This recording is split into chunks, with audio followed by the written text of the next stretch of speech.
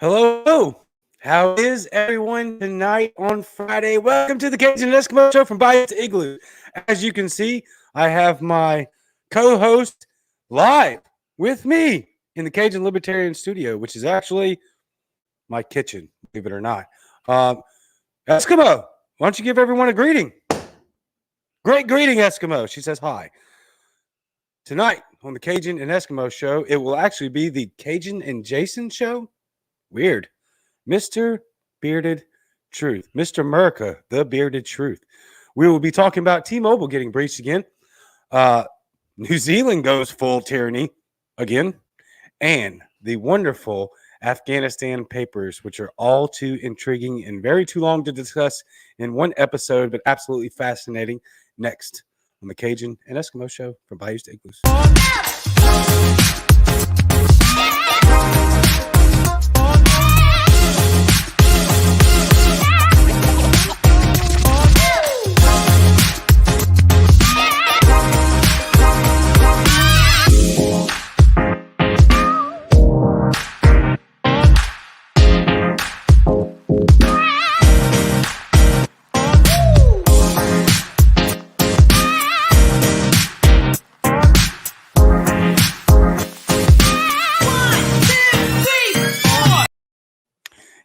Yes. Welcome back to all of you wonderful friends and family to the Cajun and Eskimo Show from Bayou to Igloos on Muddied Waters Media. Whoops, my bad. I've got a little different setup tonight.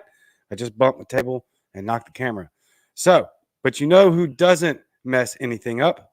Cumberland Cannabis Company, based out of Tennessee, for your online weed, CBD, and all of the essential natural and organic necessities that you will need to get your weed online. And feel better, reduce that inflammation, and live a better, healthier life with Cumberland Cannabis Company. You know who also is fantastic and who will reduce your inflammation and your worries and stress if you're in Pennsylvania?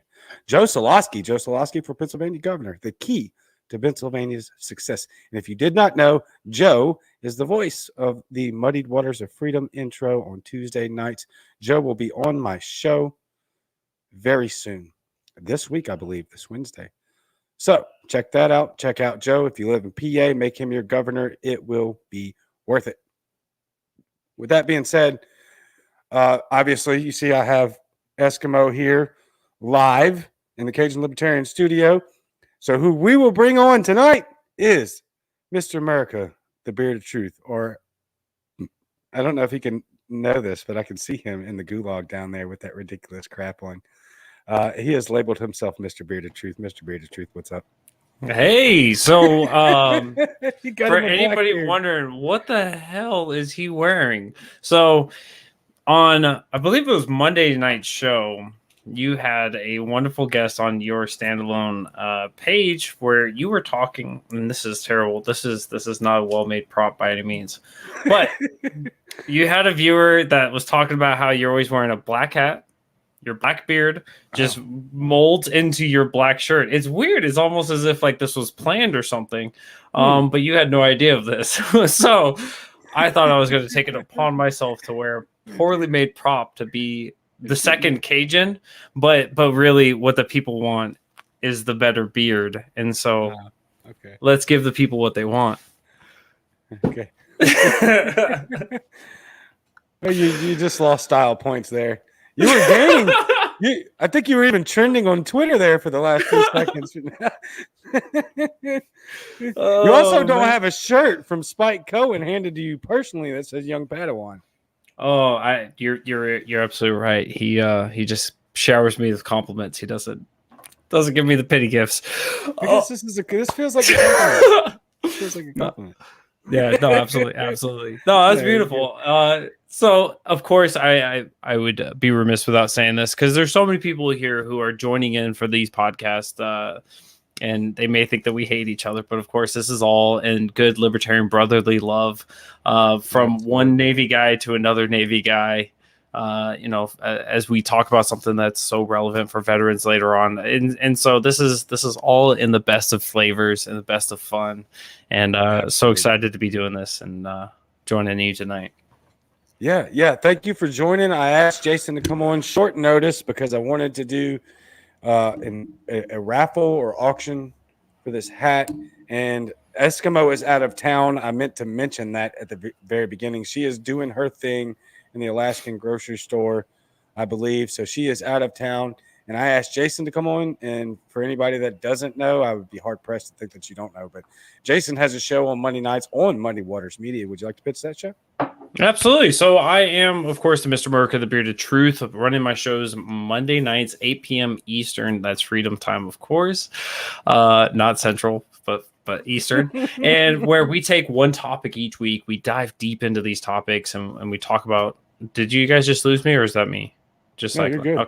Okay, perfect. Where we dive deep into like a specific topic and we talk about the history of it. We talk about from the Republican side, the Democrat side, and of course the libertarian solution to it. Some of these topics we've hit already are certificate of need, which is your healthcare, finding ways of making healthcare more affordable, more accessible, and getting cronyism and monopolies out of the way. We've talked about civil asset forfeiture, where law enforcement has a legal tool in which they can take your property, that's your money, your car, your home, your boat, whatever it is, as long as they think that it may have been associated with a crime, of course, without due process.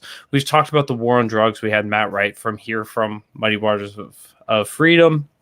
We spoke at great length on the war on drugs and everything else. And so we hit so many different topics. And so we've got, of course, an abundance of them coming forward. I'm excited. We're going to have Cajun on here soon. We're going to have, we have Bootleg coming up this Monday night, 8 p.m. Eastern. We're going to be talking a little bit about guns, which is, of course, libertarian rite of passage. And we've got some great guests coming on. So it's not just me pontificating into a microphone, but having some good conversations. And so I'm so incredibly excited for that. Nice. Yeah, your show is extremely informative, entertaining, and absolutely amazing, as you Thank are, and as my beard is.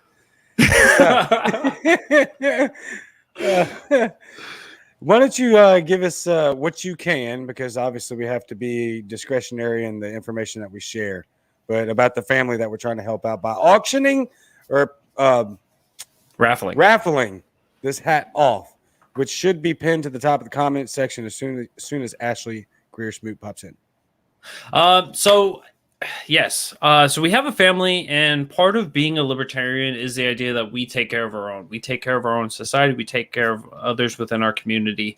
And so I've got a family that has been very close to me, that I've known them for years, and they're going through a pretty difficult court battle for family court to protect their youngest or their oldest child. And so as they're fighting through this process, it has been incredibly cumbersome and a financial just sinkhole, if you will, just naturally as how family courts go. And so they're actually at risk right now of actually, to give the update that I failed to send over to Matt Wright to get the GoFundMe updated, which we could get that into the comment section here in a second, but they have lost their last legal representative due to not being able to afford it. After spending more than $30,000 in the last year and a half, 2 years, they needed to put up a good chunk of money to begin with. It was $25,000 in order to just fulfill the retainer to have that legal representative follow them into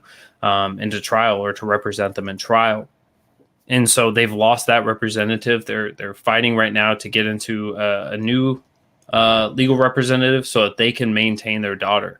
And why this is so important is that if they are unable to, because of the state that they live in, if they're unable to go to this trial, it reverts back to a decision before, wherein this child may potentially be going back to a very volatile and destructive lifestyle because of the upbringing that she has gone through there. So it's incredibly important for us to be able to take some efforts, take our time and build up for somebody within our own community and help out when we can. And so every little bit that we've been able to has been amazing. And to expand upon that, if I could real quick, before we get into the raffling, I did probably like a month ago, we did Pepper Pain for a Family's Gain on Muddy Waters of Freedom with Spike and Matt.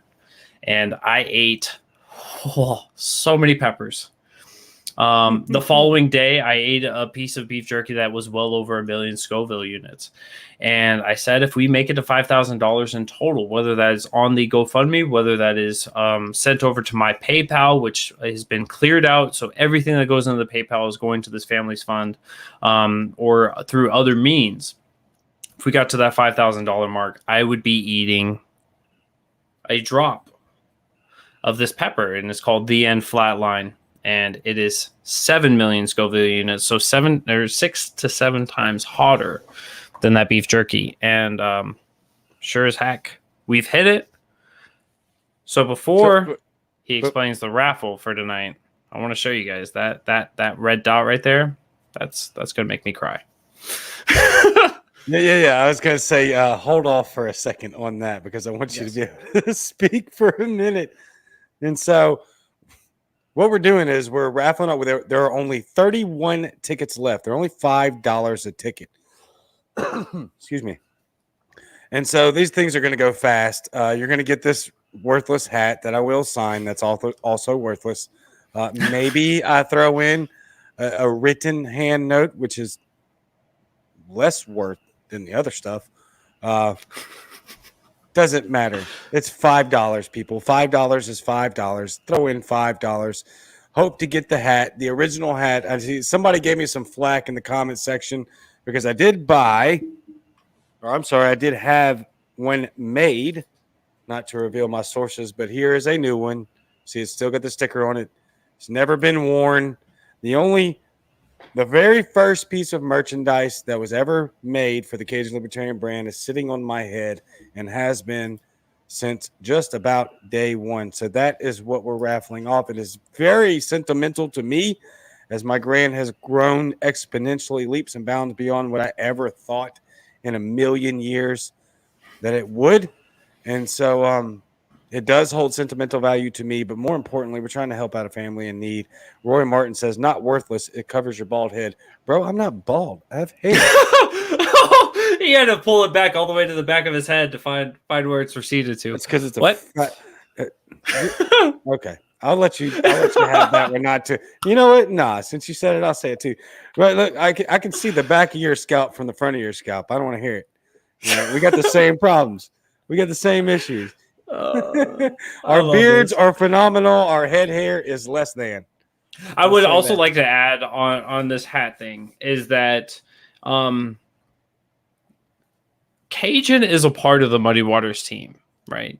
Cajun is a part of this Muddy Waters team, and so far, everybody who's been a part of the Muddy Waters team has been absolutely amazing, has been incredibly intelligent, who has not yet reached their fullest potential. And so as he is degrading himself of his value of today, come back next week and that hat's worth another 32 cents. Come back and come back in a decade and Cajun Libertarian is now like the Speaker of the House of the U.S. Congress and is just running things, right? So it's not just about the value of today, but it's the value of tomorrow. And Cajun Libertarian is going places that is undeniable at this point. And so you can literally have a hat right now that was from the very beginning of Cajun Libertarian, and now find me another hat out there that was there from the original Cajun Libertarian. Yep, you won't find it. One of a kind. I believe that raises the value quite a bit. It is, but one of a kind. What do I know? I had it specially made. I had the second one specially made. Actually, to be honest with you, I had the second one specially made just because whoever wins the hat, if they didn't want one that was just filled with my nasty sweat, then actually I don't sweat that bad because it's always in here. But there are a few sweat lines. But if they wanted the brand new one, I'll still sign that. But probably people are going to want this one, and then I'll wear the new one. This is the very first piece of Cajun Libertarian merchandise ever made, and it has sat on my head for every show since it has arrived at my doorstep. And that does hold sentimental value. And thank you, Jason, for those amazing compliments. Except for the curse of being in politics. Don't do that. I'm not That's your what's job, funny? Man. As we sit here and we talk about this, Spike Cohen 2 years ago when I first started here at Muddy Waters, we were having conversations, right? Matt was a former, I believe, vice chair for Florida. Right. I was a county chair here in South Carolina. And we literally had a conversation, the three of us. And Spike was like, look at you guys. You guys are doing all this politician-y things. And I'm sitting over here just being my radical anarchist self, like having a good time with it. And you know, he had no ambitions whatsoever to run. And we got him there to the SCLP presidential debate so we could cover it as Muddy Waters team. He hangs out with Vermin Supreme, and of course, the rest is history. Now we have the greatest vice presidential candidate the Libertarian Party has ever put up, because Spike Cohen said that he was never going to be a politician. And yet, when he went out there, he kicked ass. And so now it's just a matter of us, Muddy Waters team, and as, of course, you guys, the viewers as well, of encouraging Cajun Libertarian to continue to grow, continue to develop, and then go kick ass and take names just the same way. That's correct. Big facts. Big facts. I am. Yeah, I'm fully. I get. You know, I give a lot of crap to Spike just because I know he's a big deal and he can take it. And but at the end of the day, I'm super honored to be here on the Muddy Waters crew with you and Matt Wright and Eskimo and Spike. And I said it at the convention that I hosted in Tunica. You know, I'm super proud to follow Spike's lead. I'm super proud to learn from you and Matt and Eskimo. She does way more research than I do as well. And so, how does that make you feel, Eskimo? She feels very arrogant about that. She feels very arrogant. She does more research than me. It's gonna kill me still. We tried to cover that enough times at the beginning so that I would not die. Not gonna happen. I'm dying. No, I have no plan for this process, right? Like, just whenever it piques my interest to slam that microphone into Nullick's face and ask her a stupid ass question, I'm gonna do that. How does that make you feel, Nullick? Thanks, Nullick. So, $5 a ticket. You can get a hat worn by me, signed by me, which will be insignia. I don't know if that's the right word. Insigniized. I will put my personal insignia. Signed. It will be signed, but it's insignia though. It's not an actual signature. I'll give y'all a backstory real quick, like 20 seconds. All of the electronic devices that I use all day long, including my phone for work, I have my personal insignia that I use, which is N-O. My first name is Noel, and then my last initial is O. And I do it as a cool little design. It's very cool. Came up with myself because apparently I'm a cool guy with pretty ingenuitive ideas. That's debatable. However, what's not debatable, it is a really cool insignia. I will sign that on this black hat with a white Sharpie, my personal insignia, not the Cajun Libertarian brand, unless the person that wins it specifically wants Cajun Libertarian. If not, then I will actually give you my personal insignia on the hat, and it will go straight to you. I will mail it straight to you. Look, this family needs tens of thousands of dollars. And we pumped out barely over 30, I think almost 40 tickets. We're right at 30 now. It's only at $5 a ticket, y'all. It's only going to give this family $175, but that's a lot of money because that's a huge Where do they increment. go to put this in? I'm waiting on them to pin it into the comments. If you can't find it in the comments yet, you can go straight to my page. It's pinned to the top of my page, the Cajun Libertarian. The Cajun Libertarian, the page with like 15,000 followers, not my profile. Please, it will not be on the profile. It's shared to my profile, yes, but it'll be much easier if you just go to my big page and just is pinned right to the top. I'll try to pin it to the Twitter as well. We're going to let this raffle run through the weekend. I would really like to sell these tickets out through the end of this episode. We will let it run through the weekend. I will announce the winner on Monday. The Cajun Libertarian Live, just a thought episode that I release every Monday. At the beginning of that episode, I will let everybody know who won, and then I will gather their information and send them the hat. And I have a secret present to send as well, along with, yes, a handwritten note from me, myself, the Cajun Libertarian, and a thank you letter for this family that I care very deeply about, and I want them to do the things that they have to do, right? Like Thomas Daniel Queter says, do the thing. Whatever the thing is in front of you that you need to do that thing. Well, right now, the thing we need to do is sell 30 more tickets. That's $5. $5 is $5. Please, Did you say do the thing in front of you? I did, but yeah, Go ahead. Is there anything else you want to add before you were indisposed for a few minutes? No, that was a big ass drop, though. I'm really scared. Yeah. But no, yes, this is so incredibly important. While we're waiting to get those links put up there, if you guys go over to the Cajun Libertarians Facebook page, you guys will see it there. I actually just found it. I don't have a way of copying that. I don't know how to do that. I'm tech-tarded. But if you guys are looking to donate directly, let me put that. Oh no, I can't do that either. I gotta figure out how to make comments. But you guys can go to gofund.me/519CCC22 519CCC22, and that will take you right to the GoFundMe. You could if you want to make donations outside of the raffle, you make them directly there. And of course, you can find me, my PayPal that we've been using as a loophole for people who don't want to pay the fees of GoFundMe. You can always find me, PayPal, Mr. Bearded Truth. But without further ado, let's get into the rest of the show. Let's get into the rest of the show. Oh my God, it burned through.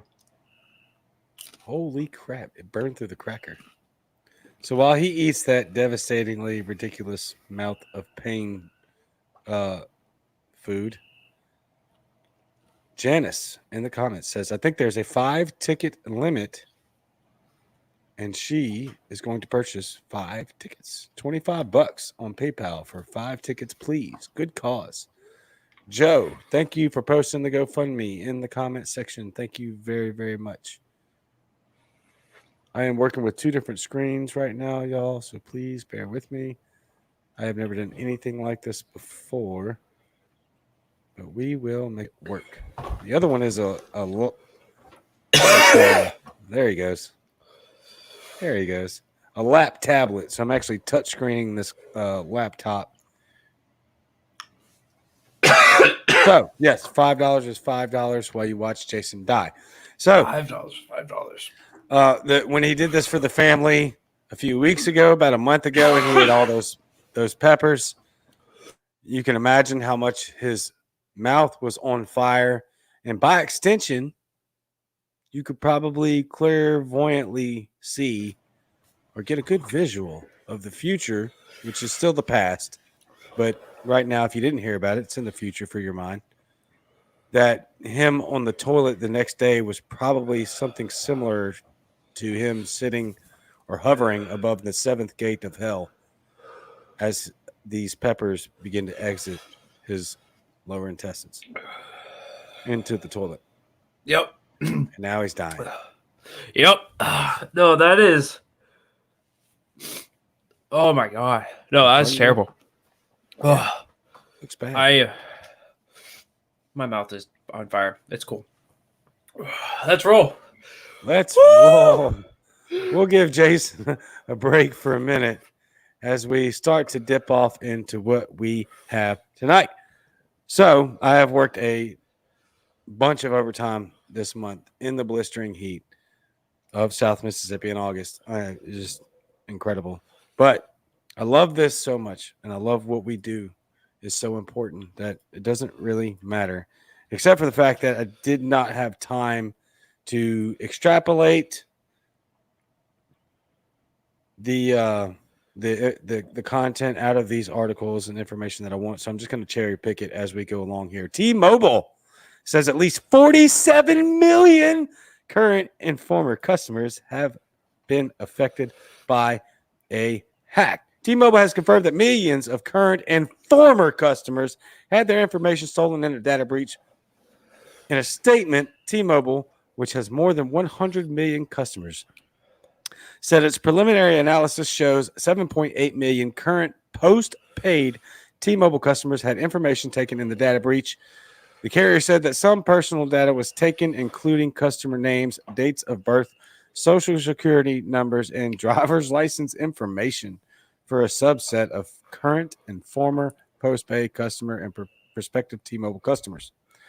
The company also said that 40 million records of former and prospective customers was taken, but that no phone numbers, account numbers, PINs, passwords, or financial information were compromised. here is where the kicker comes, right? Ready for the fun part? The company warned that approximately 850,000 active T-Mobile customer names, phone numbers, account pins were in fact compromised, and that customers' names, phone numbers, and account pins were exposed. T-Mobile said it has reset those customers' pins, and they are recommending all postpaid customers to proactively change their account pin. Vice reported this weekend that T-Mobile was investigating a possible hack after a seller on a known criminal forum claimed to be in possession of millions of records. The seller told Vice they had 100 million records of T-Mobile customers, which included customer account names, phone numbers, and the IMEI numbers of the phones on the account.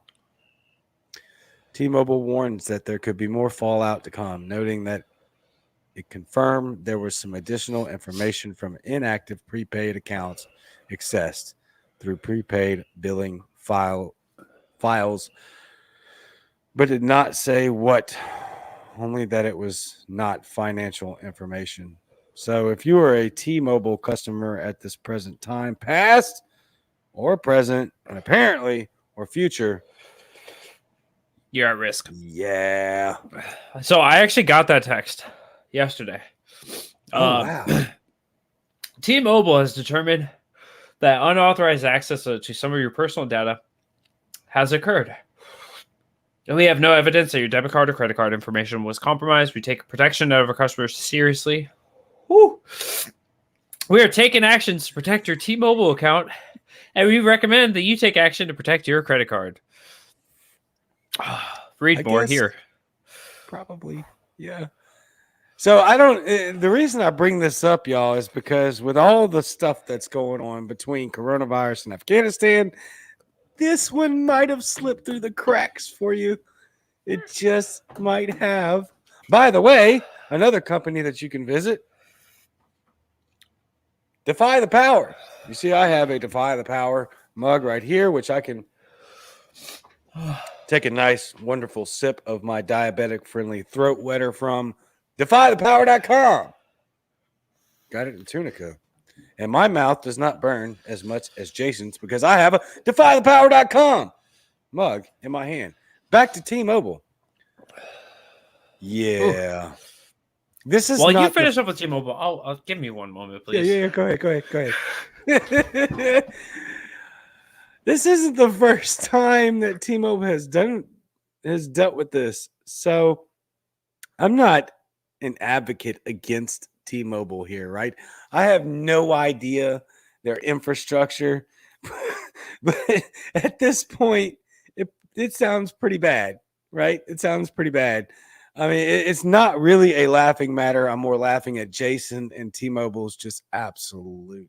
Look, I've read it straight from the website there, or straight from the article. 100 million account users minimum. T-Mobile. Pay for security, man. Like, come on.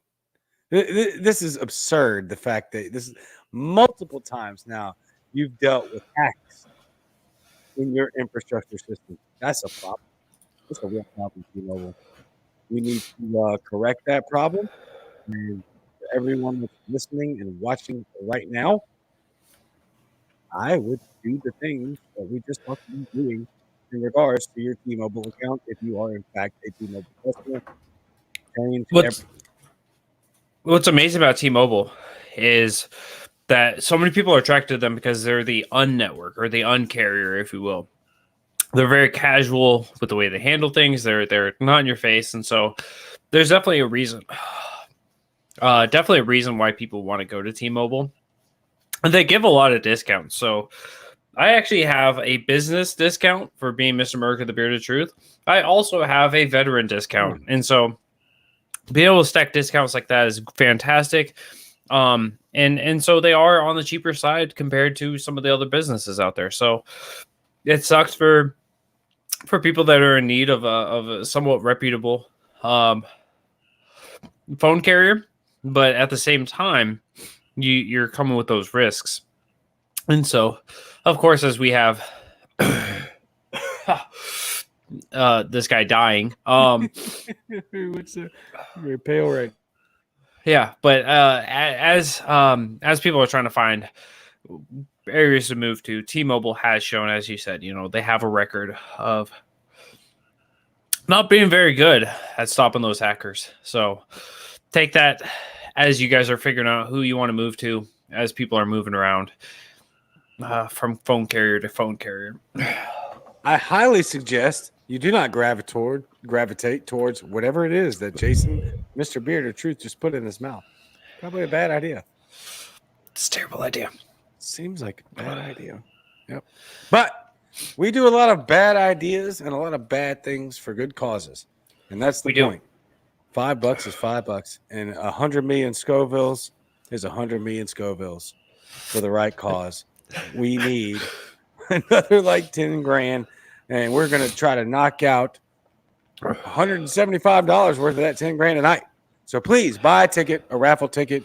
Should be in the comment section. If not, it's at the pin to the top of the Cajun Libertarian page. Hopefully, Ashley will have the details posted in the comment section here in the chat. Again, you can go straight to my page, The Cajun Libertarian, and find the raffle setup right there pinned to the top. You can also donate straight to the family. Jason Lyon put his PayPal in there. He will get that money straight to the family.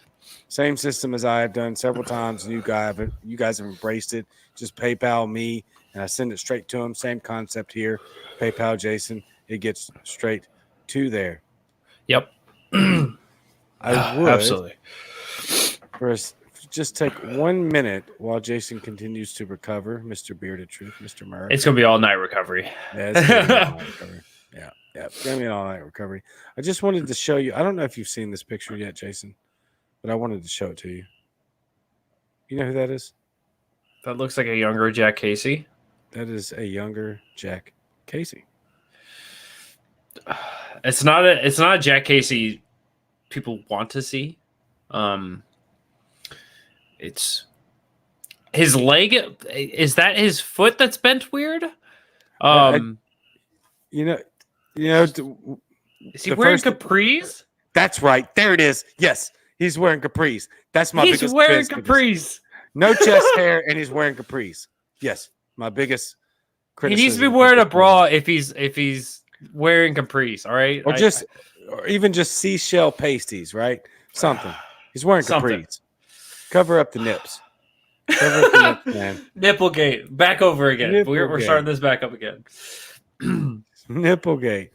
So I would like the all infamous, famous, and wonderfully beloved, as Thomas Daniel Queter likes to put it, the chubby cheeks of justice. Give us the best, absolute, most phenomenal ad read for Jack Casey and the royalgreen.com that anybody has ever had. Eskimo, give us the best Jack Casey ad read. Great ad read. Noah, you are fantastic. Thank you so much. That was absolutely the best ad read I've ever heard for the royalgreen.com.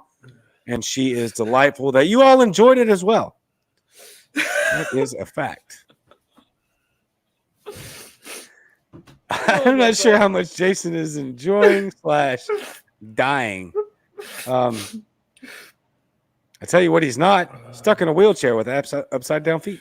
Thomas Queter is, though. Tom for 52.com, TOMFOR52.com.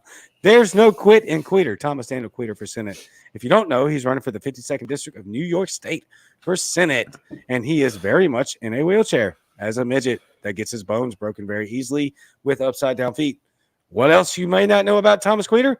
He is absolutely brilliant and deserves to be in the 52nd District Senate of New York State. So please go to tomfor52.com, hit the donate button, smash the donate button at tomfor52.com. That's TOMFOR52.com. There's no quit in Queter. Thomas Daniel Queter for Senate, New York. Now that's a phenomenal ad read. Much better than Nolix over there. I thought it was pretty great. It was good. It was good. But it's the best Jack Casey ad read I've ever heard. Tom52.com. Yeah, that's a good ad read.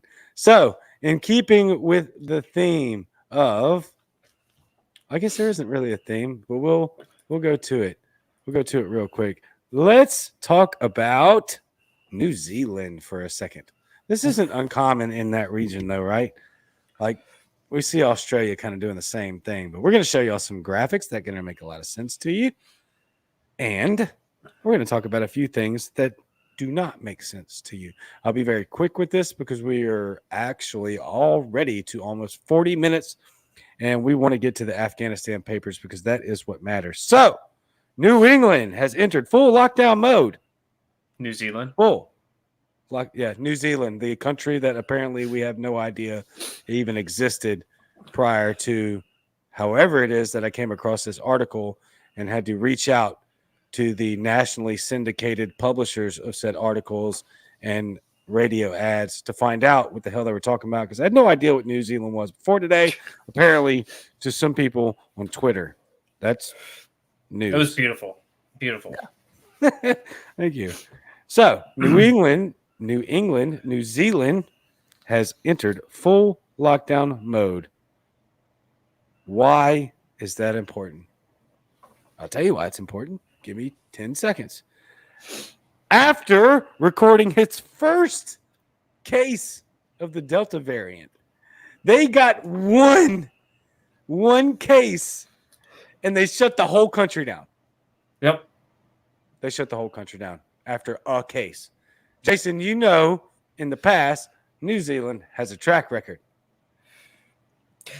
New Zealand and Australia both, like, they run eerily similar to each other, in which they're like over dramatic. And what's crazy about it, right, is we understand like COVID is a thing, right? COVID exists. COVID is detrimental. COVID, you need to take some precautions, right? My family, we're taking a lot of vitamin C, vitamin D, taking some zinc, and we're taking precautions in order to minimize our risk of COVID. We're limiting how much we're going off and doing body shots off of random strangers, right? We're trying to mitigate our risks as much as possible, but we're also not just giving up the economy. We're not just giving up a life and just sitting in a room going, oh my God, COVID's out there. But you have certainly some mindsets out there that are COVID's out there. Why have we not locked everybody in their own little separate room and we'll send the police out day and night to cover all of these things? And I've got a buddy that lives down in Australia, down in Sydney, and he's another fellow podcaster who I hope to have on as well.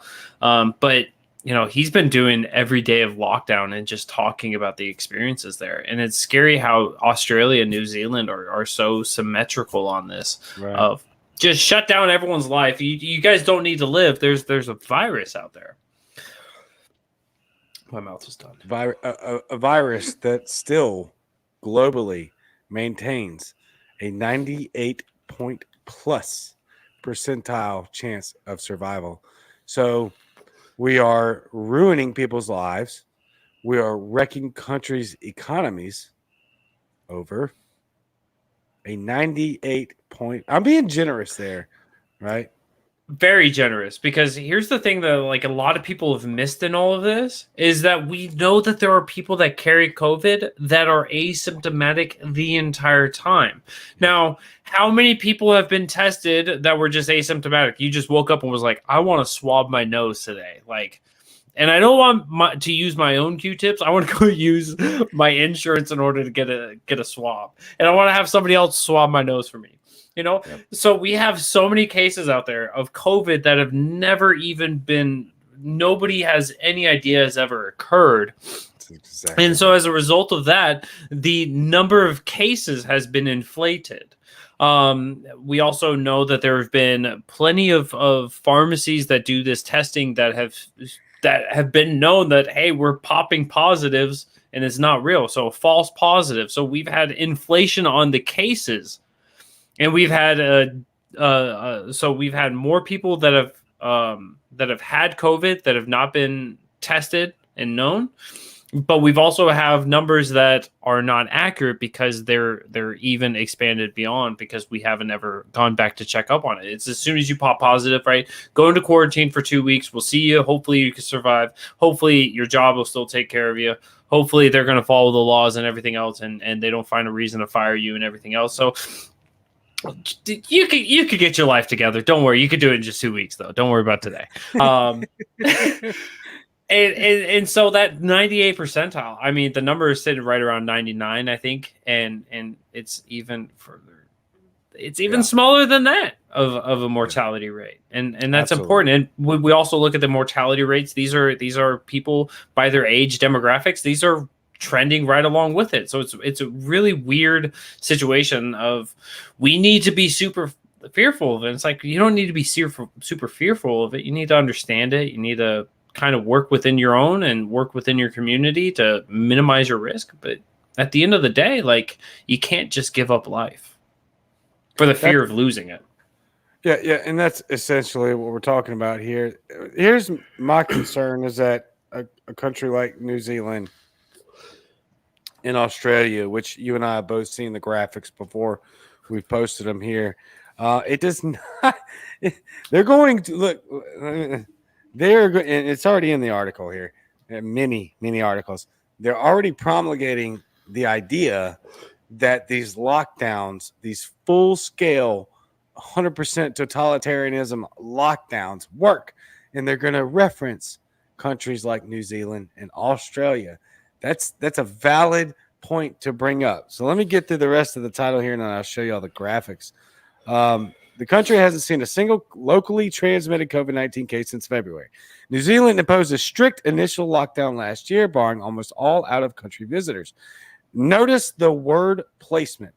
They tell you entered full lockdown mode after recording its first case of Delta variant. Very catchy. Gets you. Good journalism.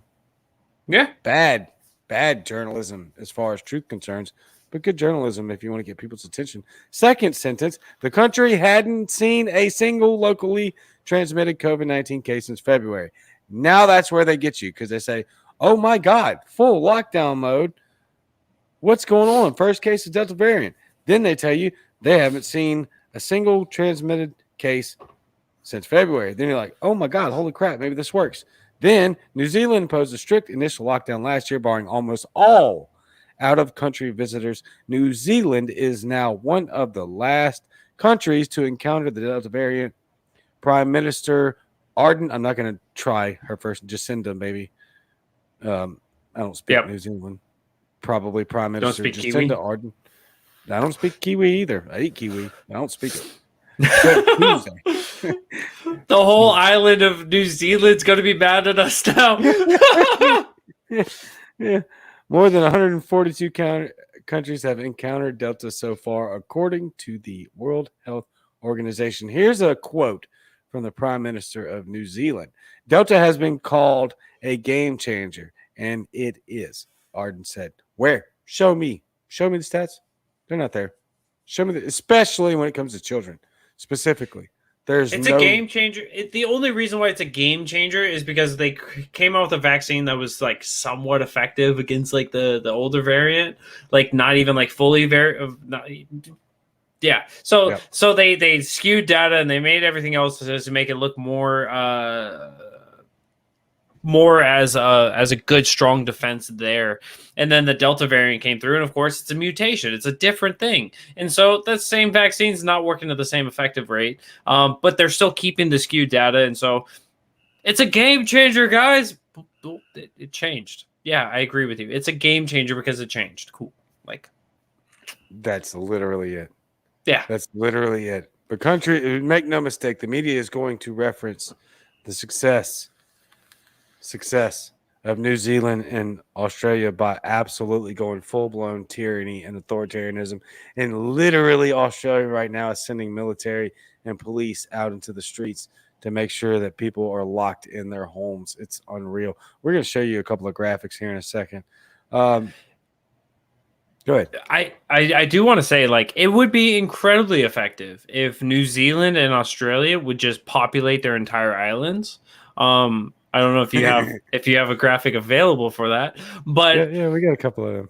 If they were just to populate their entire island where they had a mile between each and every one of them, there's no way that they would be able to transfer it. And then you could just like, I don't know how you'd have commerce, but yeah. So the problem has always been is whenever governments talk about being successful around COVID, right? Are they single-minded on this? Are they pinpoint targeting one aspect of this? Of we want to end COVID cases and that's the only thing we want to do? Then sure, right? Locking everybody down, you throw everybody in their own singular padded cell, you throw food through a little vent, and you just have no interactions with other people. And if you could somehow function that, sure, you can beat COVID. Cool. But the problem is that you can't be laser sighted on that, because when you have circumstances where you're locking people in their homes, right? I realize we're going to go way over time, but whatever. You guys are ready for this. I'm ready for this. Let's do this. But when you lock people in their homes, right? Let's not even worry about outside the doors, but inside the homes, right? You have a higher suicide rate. We've seen this in America. We've seen this across the country where people cannot handle staying locked in their homes. They commit suicide. You have a higher domestic violence rate. You have rape. You have divorces. You have to where people are not accustomed to being in the same 5 foot by 5 foot, 10 foot by 10 foot, 20 foot by 20 foot area. And they go insane. And so you say, yeah, it's only for 2 weeks. Well, that 2 weeks turns into 2 months. That 2 months has now turned into 2 years for some people. I mean, Michigan probably is still in their first lockdown. I mean, Governor Whitmer is just not letting go. But the point is that when you want to govern over a body of people, you cannot be so focused on one aspect of it, because you're going to have catastrophic losses everywhere else. I'm trying to remember who the quote was from, but there are no solutions, only trade-offs. And if your trade-off is that you don't give a damn about everybody, you just want to end the coronavirus so that you can brag about it, then cool, pat yourself on the back and beat yourself up with your medal because you're an idiot. Like, you can't just give up on the people and then say, well, I care about you, I just want to end the coronavirus. That's not there's nothing there that makes me want you to be to have you around me anymore. Yep, that's a fact. That's just so finishing the quote here. It means we need to no, don't be. It's great. This is from the Prime Minister of Australia. Delta has been called a game changer, and it is. Arden says it means we need to again go hard and early to stop the spread. We have seen what can happen elsewhere if we fail to get on top of it. We only get one chance. That's false. Nope. None of that's real. You only get one chance. Yoko, you only get one chance. So here is an image that I snatched off of Google about 10 minutes before we went live. This is not mine. I didn't make it. This is somebody else's, and it is very applicable. There you go. So the green. Spread out. Move to the green. The green.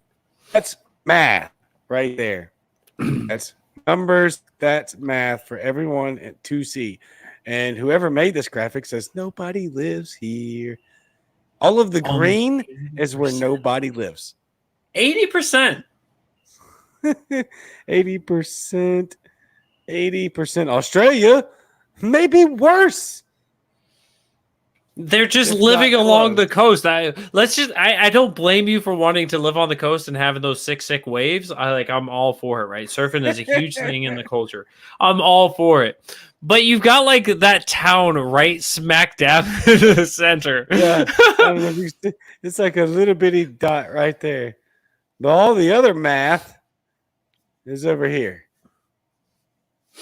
There's where the numbers are. Yeah.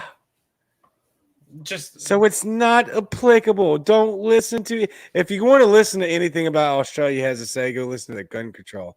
Now that the police and military is roaming the streets because nobody's armed. That's a math fact. Well, here's a common misnomer about Australia that I've learned. So yes, they had their buyback and they had all this other stuff. They actually have more guns in Australia now than before they had their buyback. Right. They're armed once again. It's just they don't ever pull them out. It's a cultural thing there of like, yeah. We'll get into Australian politics in another day and culture in another day. But clearly, we just don't know about it. It's the country north of China. Yeah, we don't know about it at all. Nobody lives here. That's New Zealand locked their entire country down with one case of COVID. There's Australia doing the same thing.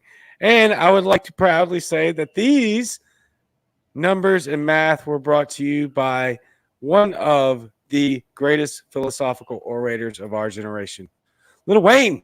Numbers don't lie. Thank you, Lil Wayne. No, they don't. Not when they're accurate. So that math segment was brought to you by Lil Wayne. Again, phenomenal philosophical orator, as you can clearly see right there. Hey, Eskimo, what are your feelings on Lil Wayne? Oh, he's the greatest songbird of our generation. That's probably debatable, but you're entitled to your opinion. In other news, Washington football team decided they came down to the last few names of what they wanted to call themselves, and they're all terrible. Just stay with Washington football team.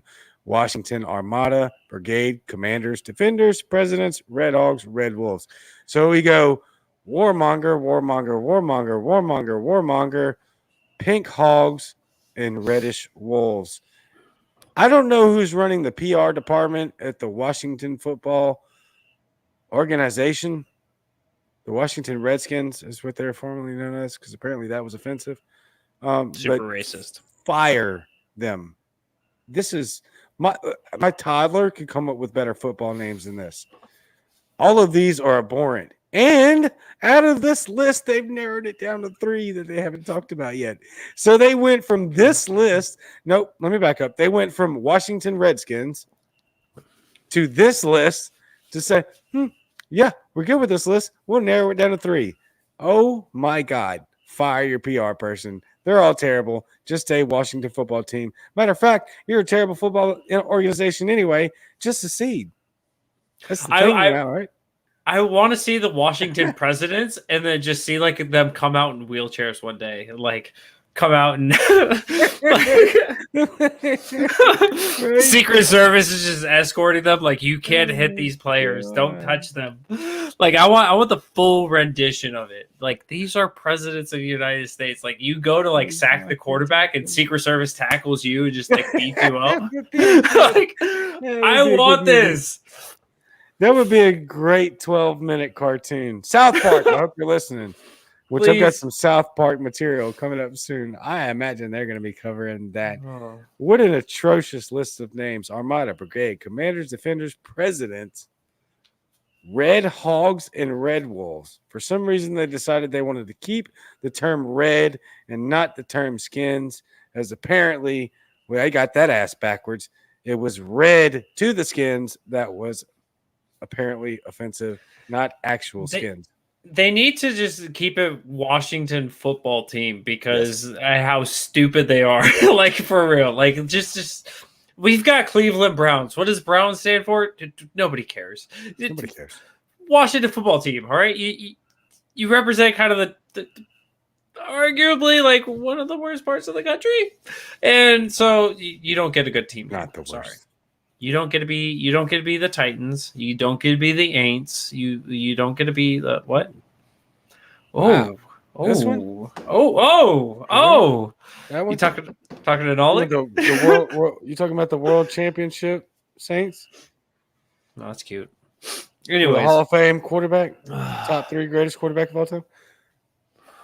Moving on. By the way, top 3 Super Bowl champion. Greatest stat leader of all time in Drew Brees at the quarterback position. Not arguable. That's direct math. Thank you for that math, Lil Wayne. Numbers don't lie. Boom! Synced it. That was beautiful. On to Afghanistan Papers, which everybody wants to hear about, and we are at an hour. Perfect. So, as we've been seeing in the news the last week or so, Afghanistan has made its way back into being something that's driven a lot of us to have conversations around it, whether you're Republican, Democrat, or, of course, as you guys are here, Libertarian.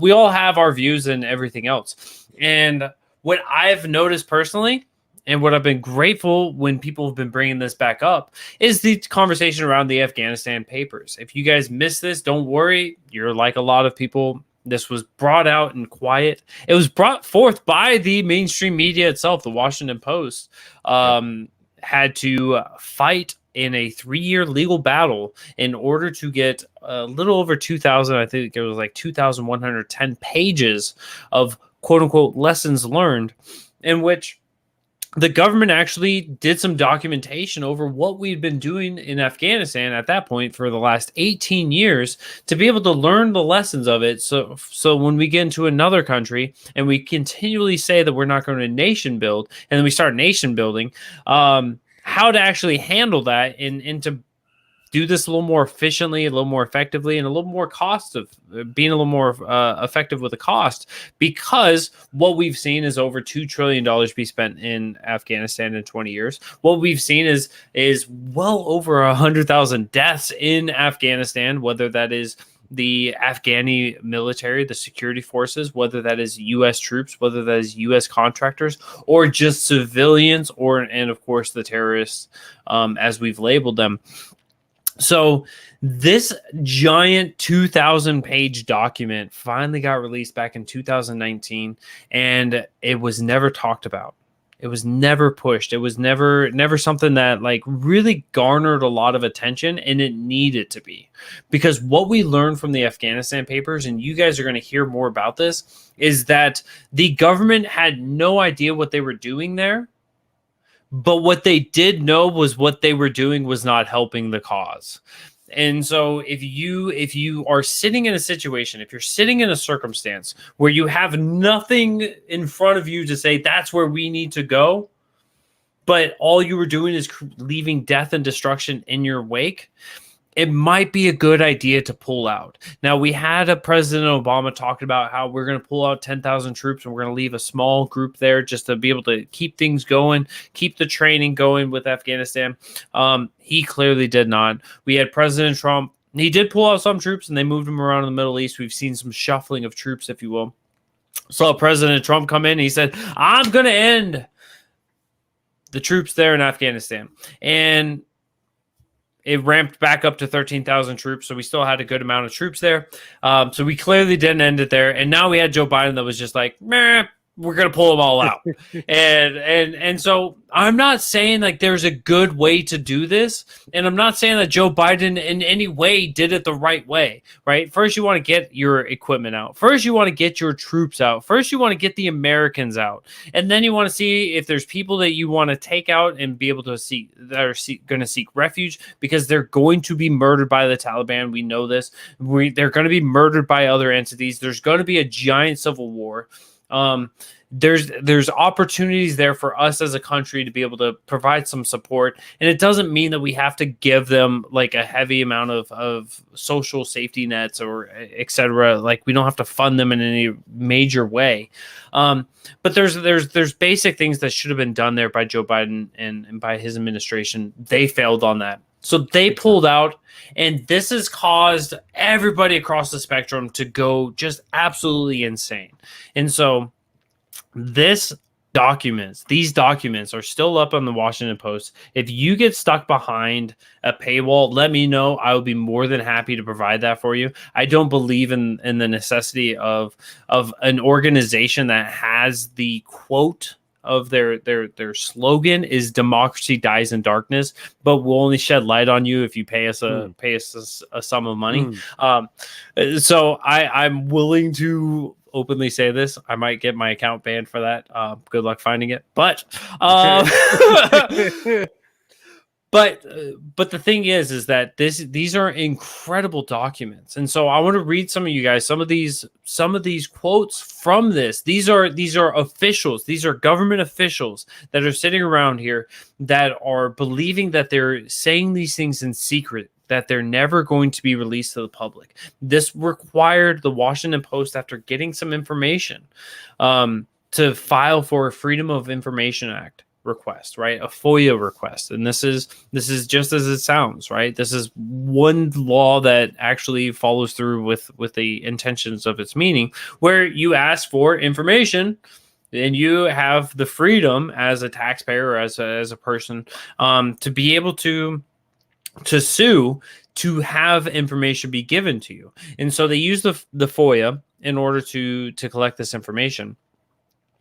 And one of the biggest things is that these interviews reveal that there was no consensus on the war's objectives, let alone how to end the conflict. So if you have no end goal there, we're going to have a lot of issues.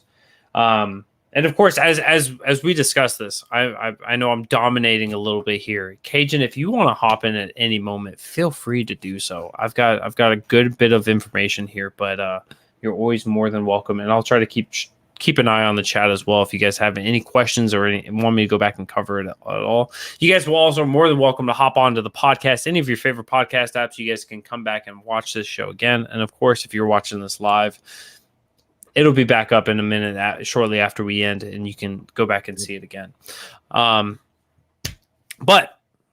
So how many different ways can we lie about what's going on in Afghanistan? Well, the government tried literally every one of them.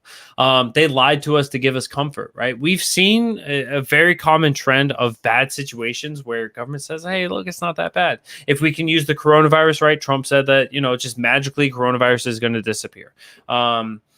And that it was just a weapon to be used against him, right? And there's still many people out there that believe this, that it was just purely for political aim, that this virus was created in Wuhan, China, and it was used as a means to get President Trump out of office, and it just went awry, which is why it's still here, right? Okay, that's really far-fetched, but if that's your belief, whatever. Point is that President Trump said, look, it's not that big of a deal. You're going to get it. You're going to be fine. Yes, a lot of people will.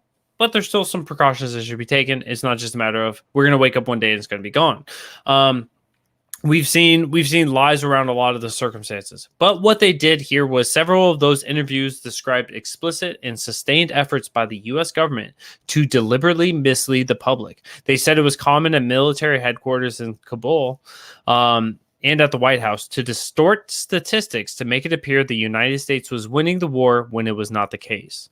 Every data point was altered to present the best picture possible. Bob Caldwell, an Army colonel who served as a senior counterinsurgency advisor to the U.S. military commanders in 2013 and 2014, told government interviewers, surveys, for instance, were totally unreliable, but reinforced that everything we're doing was right and that we became a self-licking ice cream cone. That's a great analogy. John Sopko, the head of the federal agency that conducted the interviews, acknowledged to the Post that the documents showed the American people have constantly been lied to. What we hear from government officials, right, is that we're turning a corner, we're making progress, we're growing on our efforts, and we're finding success, right? We're killing the terrorists, right? When terrorists come and they attack, right? I'm sure many of us have seen throughout the years of watching the news and seeing the topic of Afghanistan come up, right?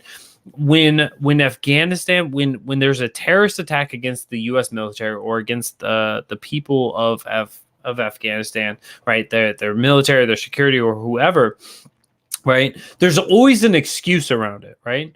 Oh, this one was a sloppy kill. This was a sloppy attack because they're just becoming, they're becoming frantic, or they're becoming panicked and radical, and so that's why they did this, right? They're on their heels right now. They're up against the ropes.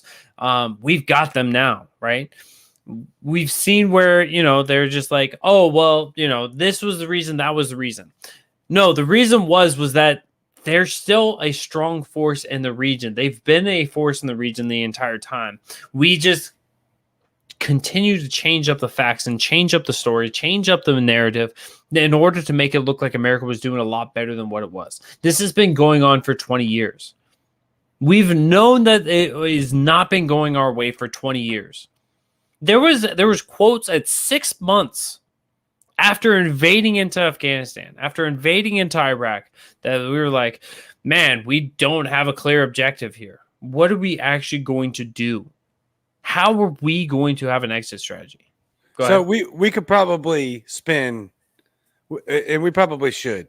We probably should do like a 3-month series on the Afghanistan Papers because it would require 3 months of episodes for us to flesh everything out. But it's funny going back because this is the way our media works, our politicians work. They repeatedly said, and I heard a lot of the clips going through over and over and over and over again. We're turning the corner. 20 years of we're turning the corner. They habitually fed us lies on what was actually going on in Afghanistan. I hope I'm not stepping on your toes here, but no. Look, Afghanistan is, I heard this referenced earlier, this was like yesterday, I think. Afghanistan is like the Bermuda Triangle of empires, right? Yes. Like everybody that goes into that country fails. There's a huge reason for that because geopolitically and geographically, that is an unsuccessful territory to try to obtain, regardless of your military stance. And we've seen that. The United States has the greatest military the world has ever seen, and we still couldn't do the job because you're dealing with people that don't even have roads. They don't have bridges. They're all goat paths and buried in the wilderness. This is an impossible feat. They knew that.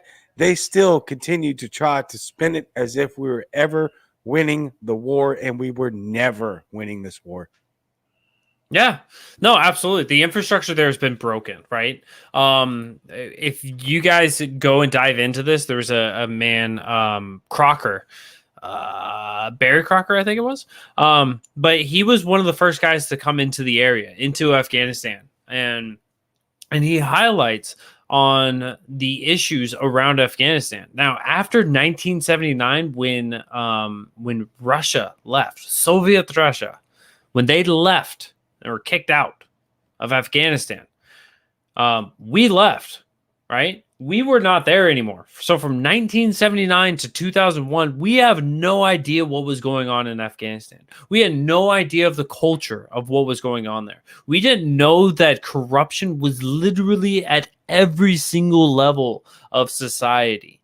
We didn't know how the networking worked. We didn't have people that would speak Darcy. We didn't have people that would speak I don't want to butcher it. It starts with a P and I forgot the language. But there's two major languages there. Pashto, there we go. Which, side story, I used to actually work on Fairbanks or Fort Wainwright, Alaska. I actually worked with a company that was creating translators back in 2007, 2008. I actually worked on building little translators that went on your belt, and it worked on Pashto and Darcy. So I mean, it was really cool to see those names pop up again.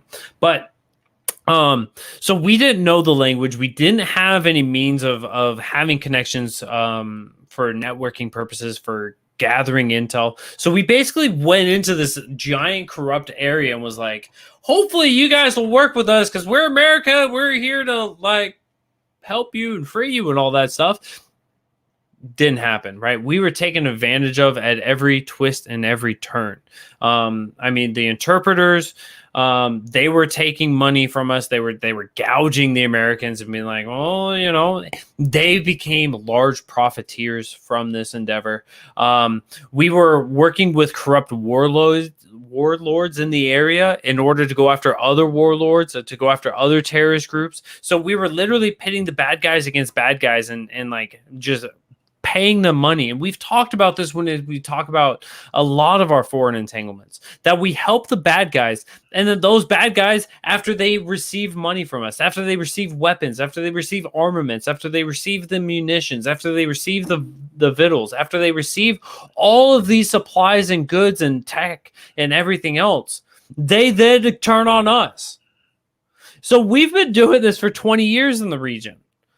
There are some of the worst people in Afghanistan that we were partnering with because we wanted to go after this other terrible person.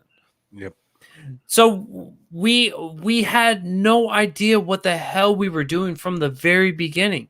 And as I said, right, we went in and George Bush was like, we are not nation building. And then he left office and Obama came in and he said, we are not nation building. And he left office, and Trump went in and he said, we are not nation building. We were nation building the whole damn time. Whole time. We were destroying schools. We were destroying buildings. We were destroying roads. They were destroying buildings. They were destroying schools. They were destroying the roads. And then we went along and built them back up just to have another war there 15 days later. We continue to do this. And we said, well, as long as we have the right intentions, as long as we have good intentions, we'll come out on top.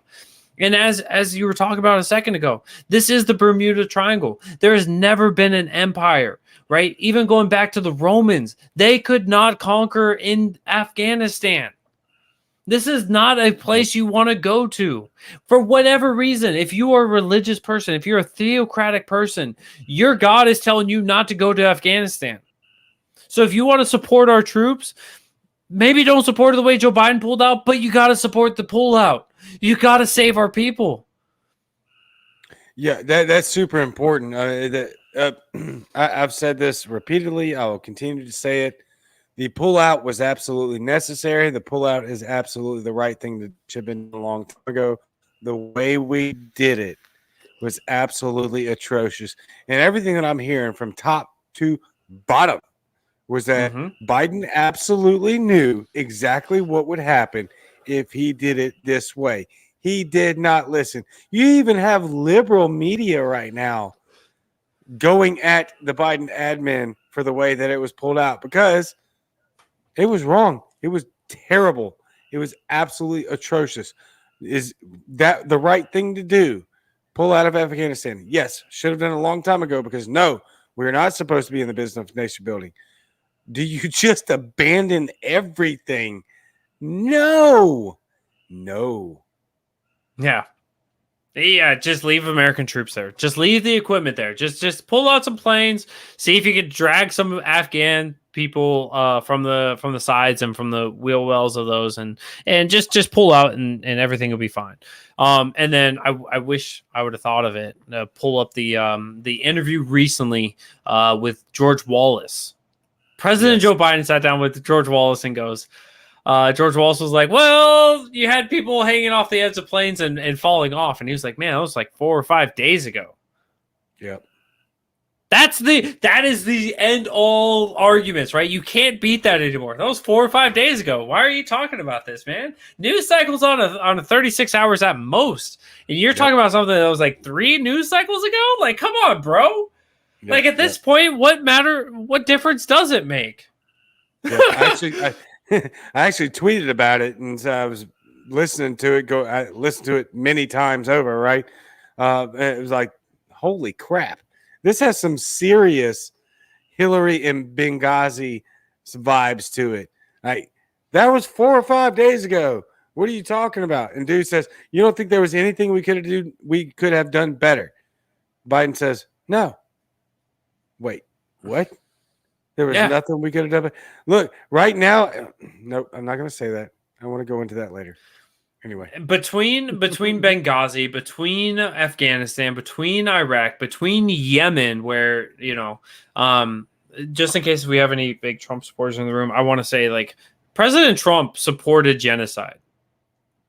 In Yemen, we've had an attempted genocide by Saudi Arabia since 2014. This started under Obama, where he expedited arms deals with Lockheed Martin and all of them to send missiles, to send intelligence, to send military members, to send military equipment to help Saudi Arabia blow the fuck out of the Yemen. And so we've had well over 100,000 children killed in Yemen. We have a population that's starving, that doesn't have medical support, that doesn't have water, that doesn't have the ability to sustain itself. And it finally came up to Congress, right? Who's never had a say on this in any way, shape, or form. And without going into the constitutionality of Congress has the power, presidents don't, to declare war. They came together with a bipartisan resolution to pull us out of supporting the genocide going on by Saudi Arabia in Yemen. And President Trump vetoed it, citing that we are making too much money off of these arms deals with Saudi Arabia. So we've had this issue where presidents are just willing to justify bad actions because either A, it's profitable, which really shows the military complex that we have, or B, because they're like, well, we need to have clear, objectionable reasons to get out. And so as much as I hate the way Joe Biden got out, and as terrible as it is, I'm going to receive some flack for this, and I completely accept it. I would rather us pull out the way that Joe Biden did than to not pull out and continue on down this path, because it's putting good Americans at risk for a cause that we have no fucking clue about, that we have no idea about. Being there for 20 years, we were the blind leading the blind.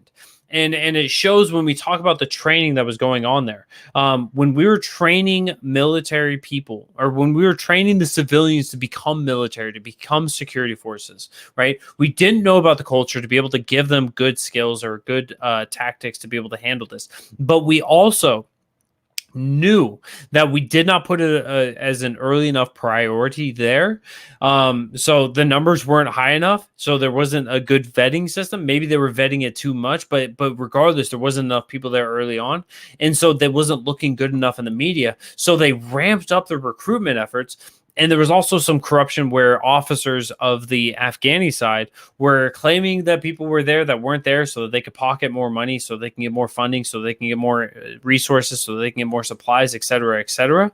But we knew that we were not only training people who had no desires, right? No desire, that after this training, they were just going to take their equipment and go home. They had no intention on ever fighting for their country, fighting for their safety, fighting for their freedom, fighting against the groups that we've deemed to be the worst. But then we also were training people within those groups that we thought were the worst, right? We were training actual terrorists because we were like, well, we basically just need butts and seats, and we need to teach people. And so there was a lot of fraud, waste, and abuse. There was a lot of people there being trained that were planning on coming back and killing American soldiers, killing the Afghani military. They were sending rats in like crazy. So we had no fucking clue of anything going on in Afghanistan. And so for me, like, I feel terrible saying it, but I would rather pull out just fucking terribly rather than stick around and give it another 20 years. So to that point, I will say this. I will offer a different perspective. This isn't a binary option, but if we have to go with the two, then yes, I would rather pull out and figure it out with it, instead of being there another 20 years. Yes. But there was not a binary option here. There were many layered options to which this administration could have taken. And I posted a meme that I stole from somebody, and I had flack in the comments talking about, you're making this political, right? It was the Afghan, it was the Taliban guy standing next to the Apache helicopter, and somebody had photoshopped a riding with Biden flag on there. And like, oh, you don't think that Trump would have done the same thing? Well, Trump he was president for 4 years. He didn't do that. Not justifying his reasons. I'm saying he had 4 years to do the exact same maneuver. He didn't do it. There's a right way to handle this. This was not the right way. The way that Trump did it wasn't the right way. The way Obama did it wasn't the right way. The way that Bush did it wasn't the right way. None of it was done effectively. And I think what you and I should do is go into that series now that we talk about it even more, because there's so much to flesh out of these Afghanistan papers.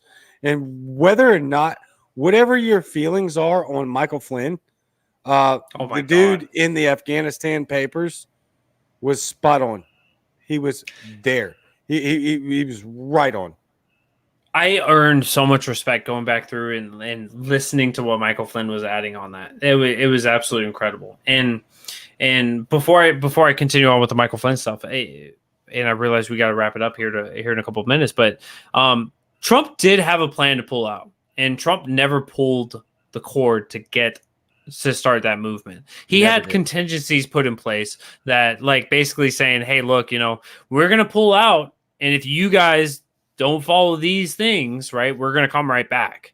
Of course the issue is that you can't ever expect that that's going to follow through, right? We've known people in the region who you give them an inch and they take a mile, right?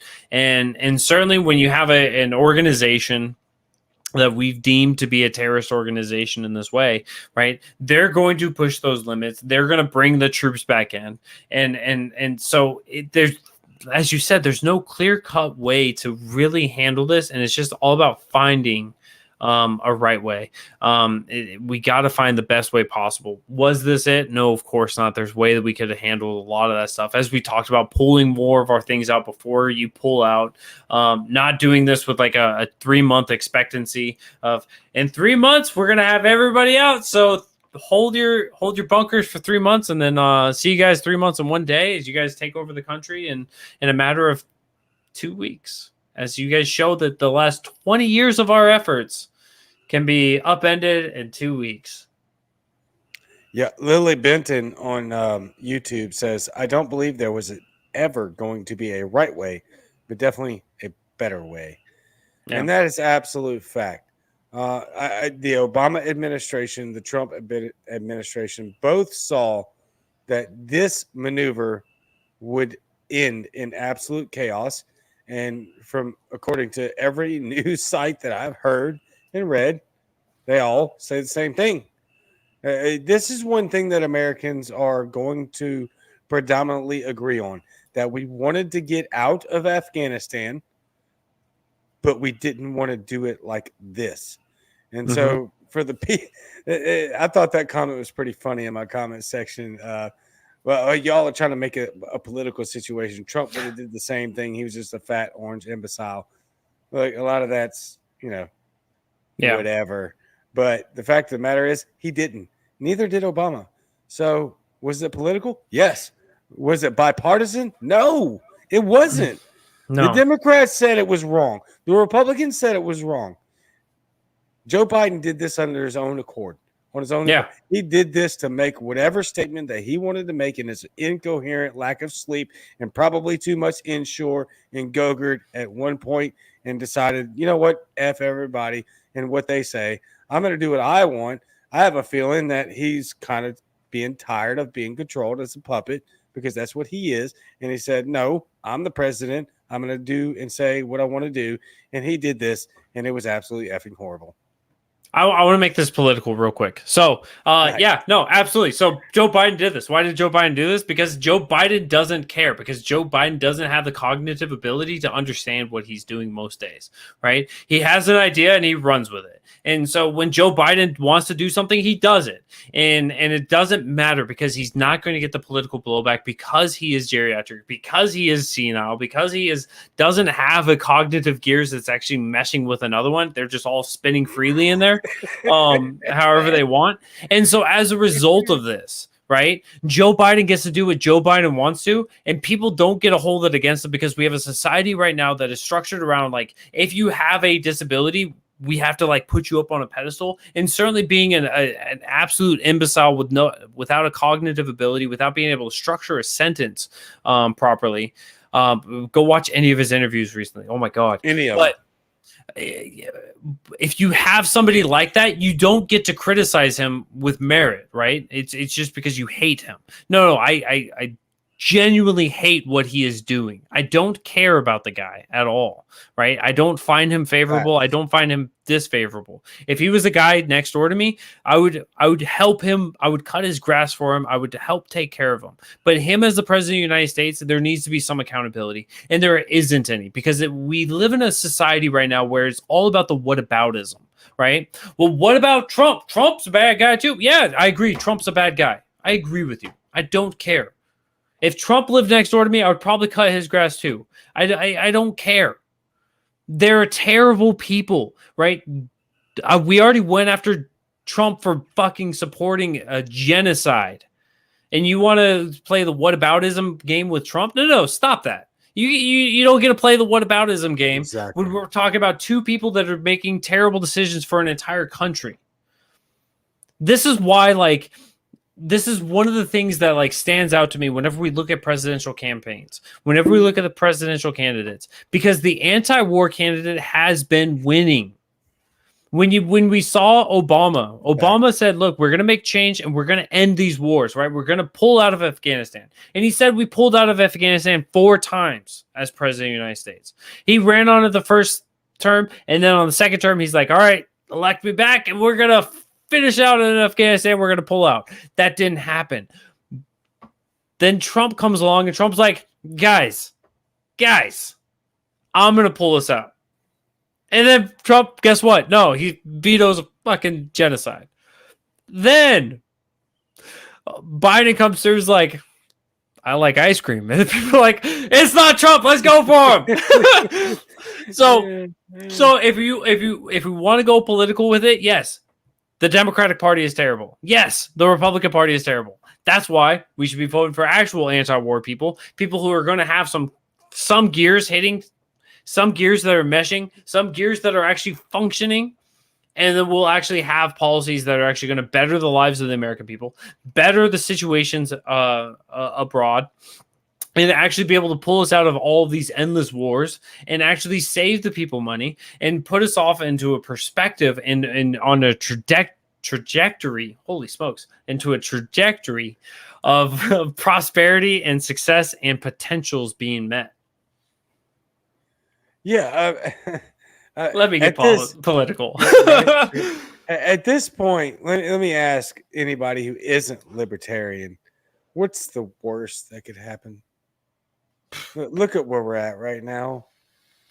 You've had, let's look at the average American voter, which at this point, if you're over the age of 40, don't get mad. The average person, the average demographic that runs America are millennials. I'm a millennial. Jason's a millennial. I'm 38. Just turned 38. I'm a geriatric millennial, but I am a millennial. That's not being a wheelchair millennial. Be a wheelchair millennial. I'm kidding. But we run the country right now. So these topics, these messages need to be promoted and billboarded because we are in dire straits. There's make no bones about it. We're in a bad spot. I know that there's a lot of people who are like, well, we've been in a bad spot for a long time. When's the last time you really saw us in this bad of a spot? All right, we got governors and mayors shutting entire cities down, requiring vaccine passports. Papers, please. Are you kidding me? You got the Afghanistan country as a whole. The USSR collapsed 2 years after pulling out of Afghanistan. Yeah. Bermuda Triangle. 2023? If we make it that long, we'll see. We'll see if we make it that long. There's a lot to be covered in this specific topic. The pending economic crash that will make 2008, 2007 housing market crash look easy. Put that on there. The Afghanistan Bermuda Triangle theory. You've got just the potential of like just world decimation from like all these stupid people running all these countries. Yep. You have major catastrophic world economies collapsing because of COVID and shutting down their entire economy because they want to be laser targeted. And then, of course, you still have Republicans and Democrats running the country. Yep. Both. Stop voting for the same crap that you have habitually watched destroy our country for a century. Where are we at? 2021. Over a century. At least a century, right? I try to be generous, right? Like at least a century. And here we are. Stop it. Stop it. Don't do this anymore. Evaluate. Yeah, knocked it off. How do you feel, Eskimo? Astute analysis, Eskimo, on the Afghanistan Papers. Appreciate your input there, Eskimo. I mean, this is ridiculous. I've seen the meme so many times. How bad does it have to get before we evaluate other options? There are other options. The fear of, oh my God, the other person might win should be absolutely decimated at this point, because you've watched the same habitual pattern play out from every administration for the last 100 years. There'd be a minuscule difference here, a minuscule difference there. They just preach philosophy, but they vote and they walk and act and talk the same way. Yep. Absolutely. It's semantics. It's semantics between the two parties.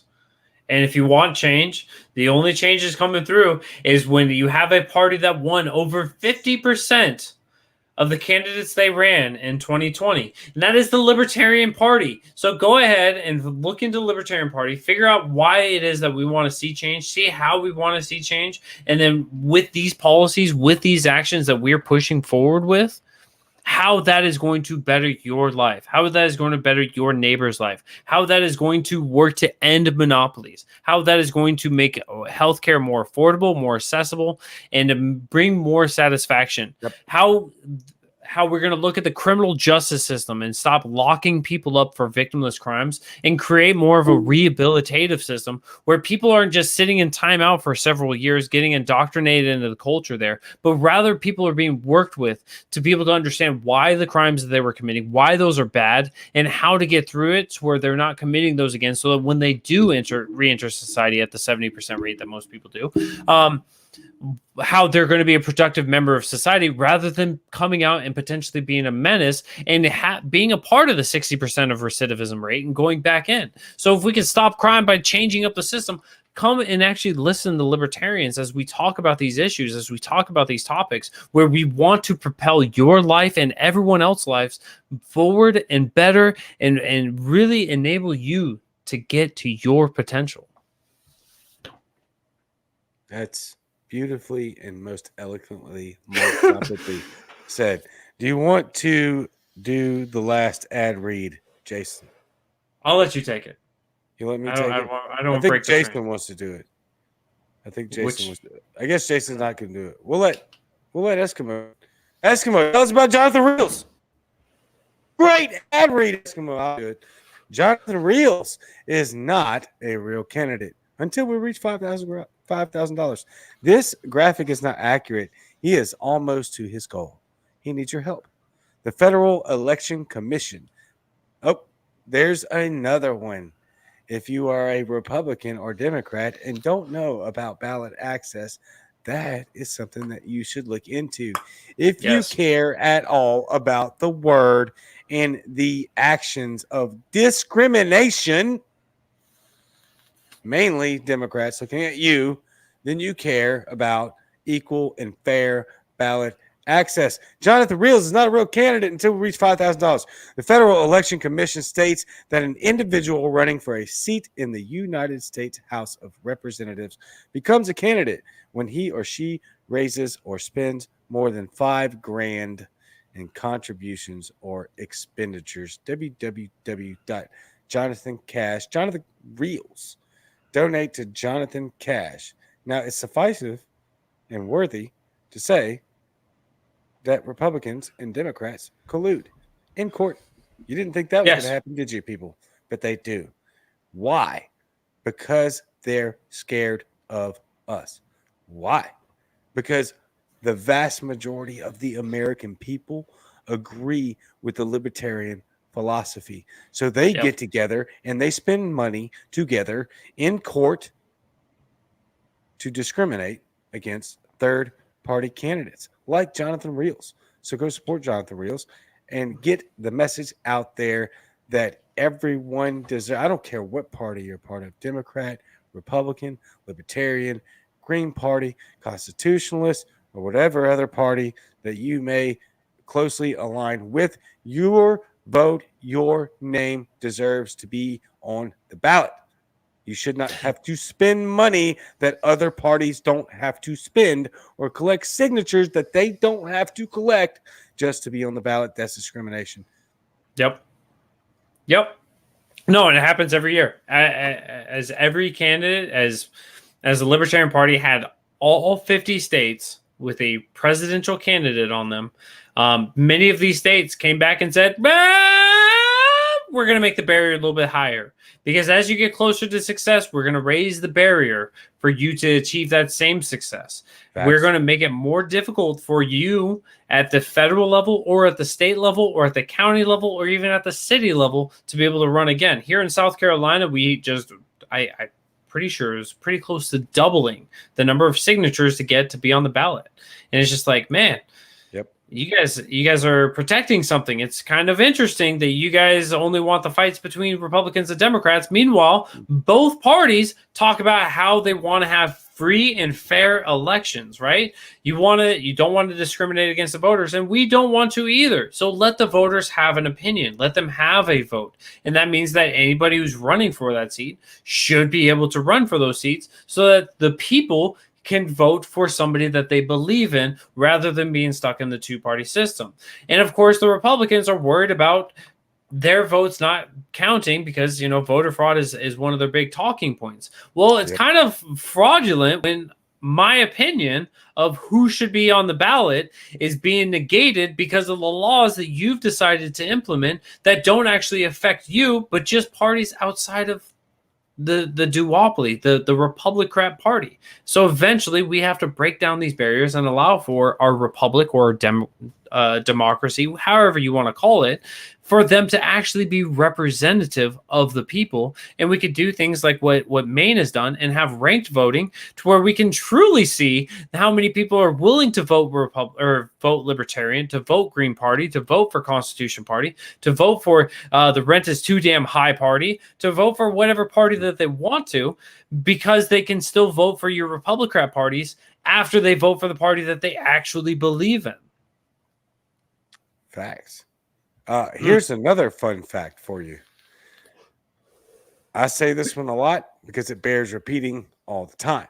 In the state of Tennessee, if you want to run on the ballot as a Republican or Democratic, takes 25 signatures. Pretty good. Pretty good. Not sure why the signatures are a requisite, but not bad. Not bad. Libertarian candidates. Jason, do you know what it takes in the state of Tennessee to run as a Libertarian to get on the ballot while Republicans and Democrats need 25 signatures? Judging by a population of like Nashville, probably right around 20,000, 25,000? 56,000. Fuck. 25 for Republican and Democrat, over 56,000. I'll be generous just to make sure that my math isn't completely correct. Over 50,000 signatures to get on the ballot.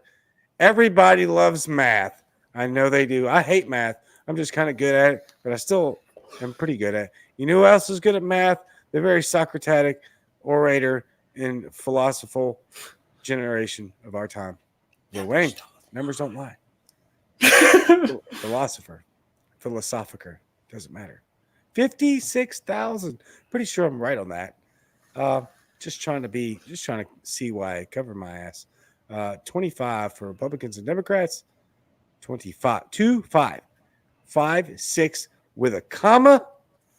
And then 3 more zeros after that. Thanks, Lil Wayne. Love your input. You can get 25 signatures for any candidate standing in front of a Walmart and just, will you sign this? Yeah. In an hour? Yeah. I am a Republican candidate. 25 signatures. I am a Democratic candidate. 25 signatures. I'm a Libertarian. 25 signatures. But you have to do that 4 times to get to 100. And then you got to do it 56,000 more times. You got to do it 560 more times. If you get 100 signatures, you will have to do that again 560 more times to get on the ballot. Man, I hope my math is right. I don't know. I've been working so much overtime and you're good. Like it's crazy. But the discrimination is real. That's what blows me. It doesn't blow my mind because these words like discrimination is just what people use to put a political agenda. They don't really care about you being discriminated against. They don't really care at all. They care about what they can make. They only care about their power and keeping it. That's all. That's all that they care about. Every representative. I can only think of one representative in the last 4 years that I saw that I can think of two now. I just thought of another one. But two candidates that ran that said, you know what? This is my last campaign. This is my last time running. And so I'm just going balls to the wall. I'm going to tell you guys exactly how I feel. I'm going to fight against the system. One of those happens to be a guy that I don't find very favorable. That was Senator Flake from Arizona. And the other one, who I find to be much more principled and actually was the first libertarian to be in office in the House of Representatives. Anyone? I know you know it, Cajun. I'm blanking on it. I was waiting to see if I thought you were going to make a joke there. Now I'm waiting to see if. Nope, I'm literally blanking on his face. I can see his face, but I don't remember his name. But wait, go ahead. Sorry. No, who's libertarian? Justin Amash. There we go. Amash? Justin Amash. Yeah. So Justin Amash, right? Justin Amash went in and he was like, "This is my last year." Candidate. No, he's still the first libertarian representative because he swapped to become a libertarian while still in office.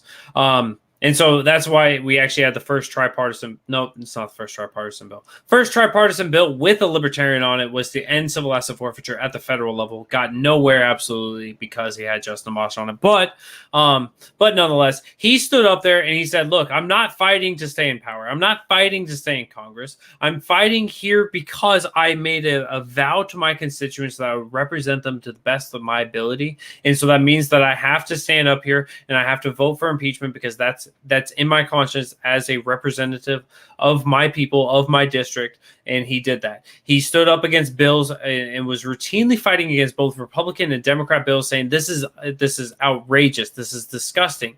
We've seen some of these things happen from people like Thomas Massey. We've seen things like this come from Rand Paul. We've seen this come from even people on the Democratic side. We've seen this happen from some people who don't find very favorable, like Alexandria Ocasio-Cortez. We've seen this from Bernie Sanders. We've seen this from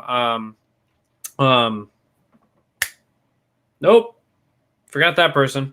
But we've also seen it from the moderate side of the Democratic Party as well, where we've seen people step up and they're saying, "Look, I'm going to stand on my values, my virtues, and whether I agree with them or not, I have to applaud them for breaking away from their party. This needs to be done because you cannot say that you are representative people."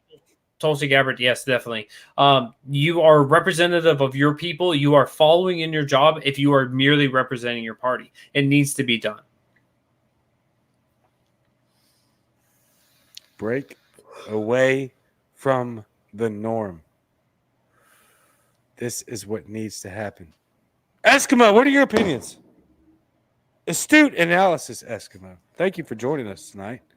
I appreciate your valuable input and your presence in the Cajun Libertarian Live studio, which is my kitchen. Jason, closing comments. I want to thank you for letting me be Eskimo number 2 today. As a former Alaskan, I felt as if I could talk about this. Thankfully, I live in a sunnier state, a happier state, a warmer state. But no, I mean, it's been a hell of a time, man. I appreciate it so much. It's been a lot of fun busting your chops with this and coming out with some great content, great talking points, and let me drop the mic there a couple times. But I love each and every one of you guys in the comment section, whether you're watching this live or coming back later. Please do make sure that you guys come back next Monday. I've got Bootleg Libertarian. We're going to be talking about one of my favorite topics, and that happens to be guns. I can't say my favorite because I don't have a favorite. I just have every topic be one of my favorite. And then, of course, we got Muddy Waters of Freedom on Tuesday with Matt and Spike. Wednesday, we're going to be coming back with Spike with My Fellow Americans. Always a fantastic show.